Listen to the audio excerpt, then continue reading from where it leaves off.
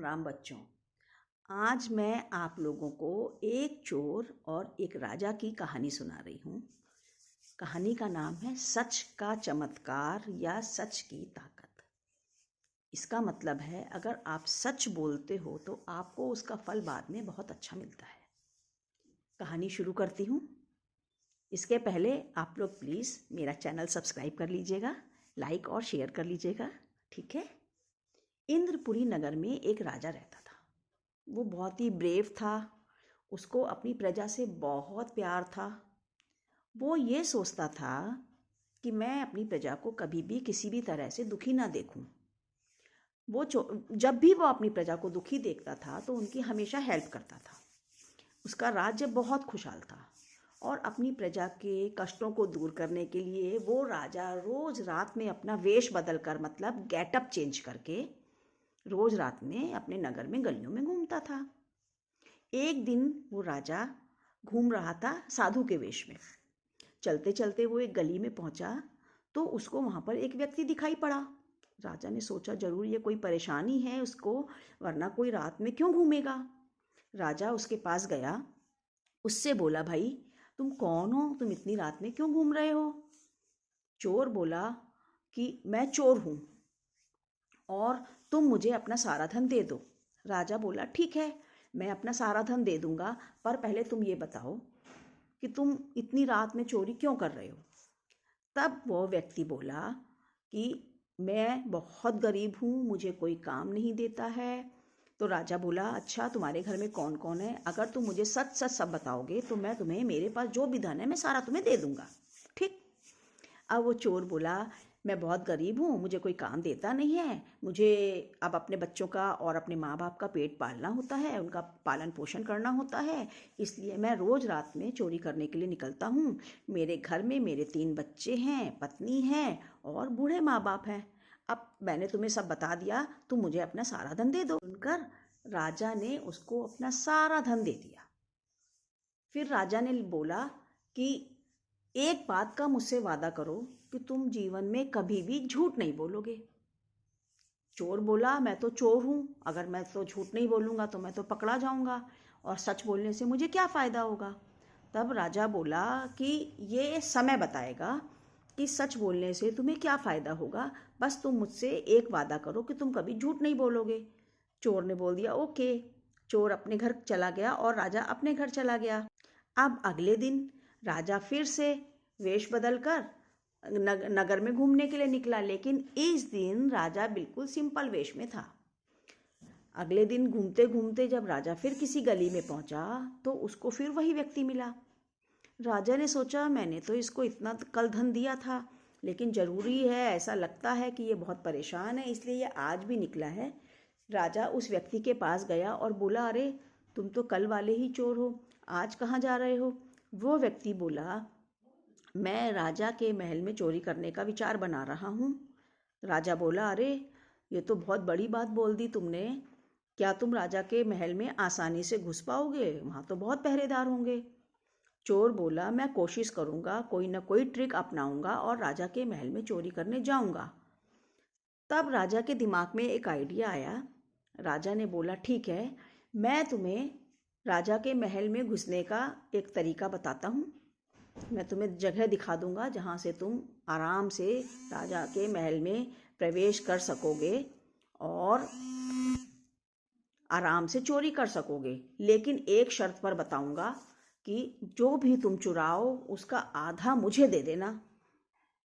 चोर ने थोड़ी देर सोचा, फिर बोला, ठीक है, चलो ठीक है, मैं तुम्हें आधा धन दे दूंगा, चलो मुझे बताओ। क्योंकि चोर ने सोचा अगर मैं राजा के महल में जाऊंगा तो मुझे तो बहुत सारा धन मिलेगा, तो थोड़ा सा आधा इसको भी दे दूंगा, ठीक है। अब दोनों राजा के महल की तरफ चल पड़े। चोर को तो पता नहीं था ना कि ये राजा है। दोनों संग में चल दिए और चलते चलते दोनों बातें करते रहे। बातों बातों में ही राजा ने चोर से उसके घर का पता और बहुत सारी बातें, जानकारी ले ली, ठीक है। अब पीछे वाले दरवाजे पर पहुंच गए। राजा बोला, मैं यहीं पर तुम्हारा इंतजार करता हूँ, तुम जाओ और चोरी करो। दरवाज़ा बता दिया और चोर अंदर चला गया। जब चोर गया तो बहुत बड़े एक विशाल कमरे में पहुंचा। वहाँ पे एक बहुत बड़ा सोने का संदूक रखा हुआ था।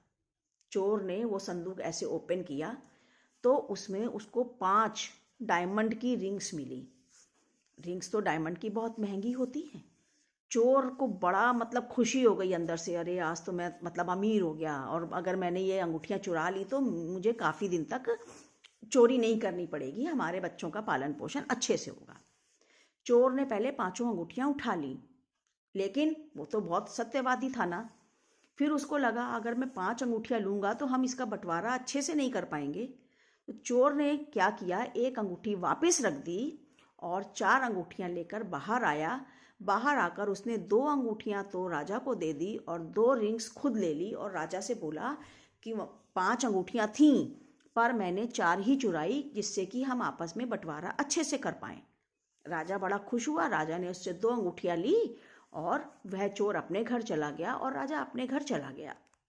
अगले दिन सुबह हुई, दरबार में राजा बैठे, तब उन्होंने अपने मंत्री से कहा कि भाई मंत्री, कल मुझे एक पीछे वाले कमरे में, राजमहल के पीछे वाले कमरे में कुछ खटका सुनाई पड़ा था, जरा सा जाकर देखो कोई चोरी तो नहीं हुई है।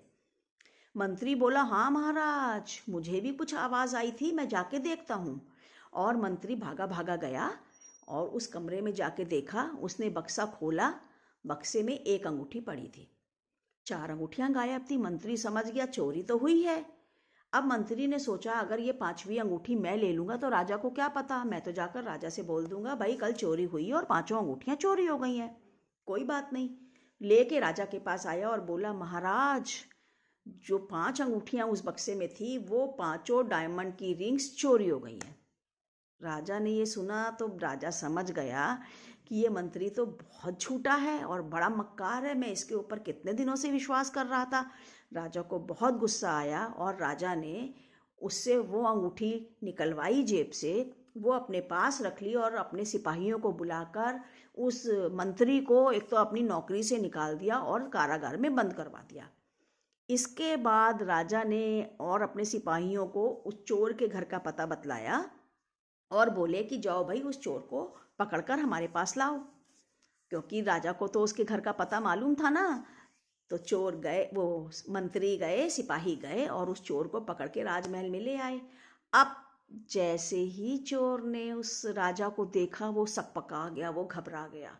अरे आज तो मुझे मृत्युदंड मिलना निश्चित है, क्योंकि ये तो कल वाला ही व्यक्ति है जिसने तो मुझे अपने ही घर में चोरी करवा दी, ये तो वही राजा है। अब वो डर के मारे थर थर कांपने लगा। लेकिन राजा ने उसको देखा।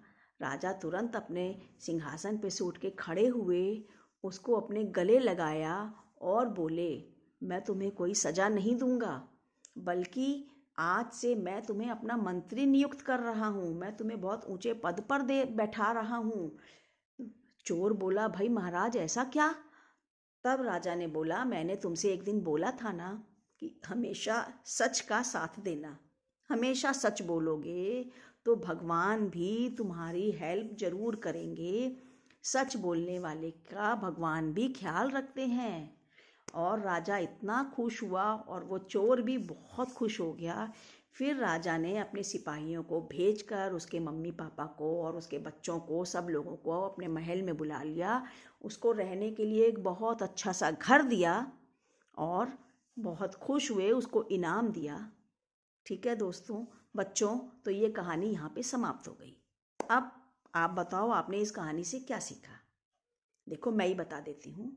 इस कहानी से हमें यह शिक्षा मिलती है, हम ये सीखते हैं कि आप चाहे कितना भी खराब काम करो, चाहे अच्छा काम करो, लेकिन सच का साथ हमेशा दो। अगर आप हमेशा सच बोलोगे तो भगवान एक न एक दिन आपके संग अच्छा जरूर करेंगे। Okay, thank you.